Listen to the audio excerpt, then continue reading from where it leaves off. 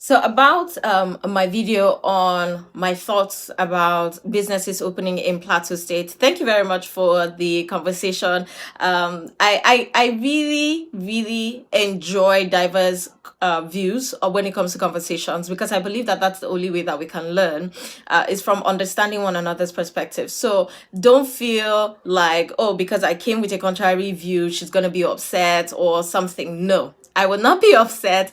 And I think it makes sense that we have diverse views on certain matters.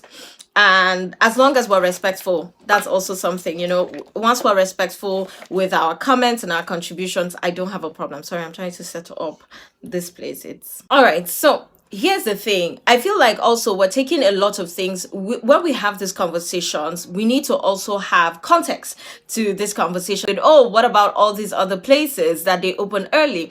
And I asked a simple question: what are those things that open early? Is it food? Just food opens very early. And by food, I mean kose, masa, cocoa, all those things, because they know that there is a demand for it in the mornings, and you find them at places where they'll get the most money out of it. So you find them at major roadsides, you find them around school areas, or you find people that provide food to those that work at construction sites. They come out very early, because they know that there's the demand for it. We also have to put into consideration the population in Jos, in Plateau State in general. Plateau State has an estimated population of 3 million, thereabout. So that's 3 million people, in Plateau State. And then in Jos North and Jos South, you have about 900.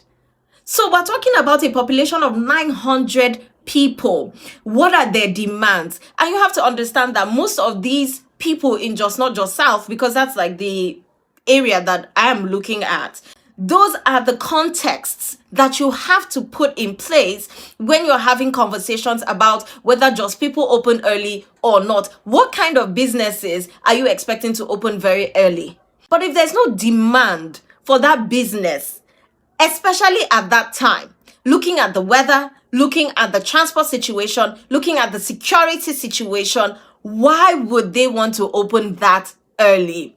If you're looking at the places that you're comparing Jos to in terms of businesses opening, ask yourself, what kind of businesses are being opened at that time? What is the population there? What are the demands for those things there? That will give you a little bit of context.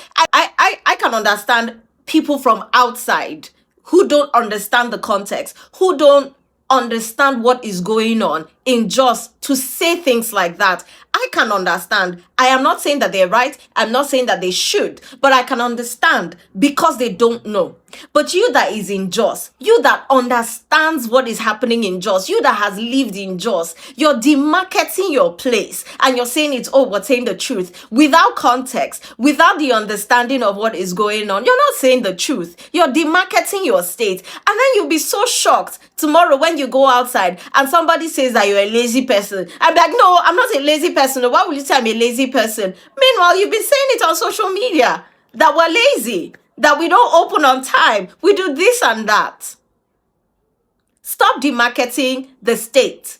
And when you talk about things, please be honest, yes. But when you talk about it, make sure that you give context. Make sure that you give background information so that whoever it is taking that information and decides to take it outside of the context, take it outside of the information that is there, then you know that the person is being forcefully, trying to change or drive a narrative that isn't what it is. Don't demarket the state, I beg.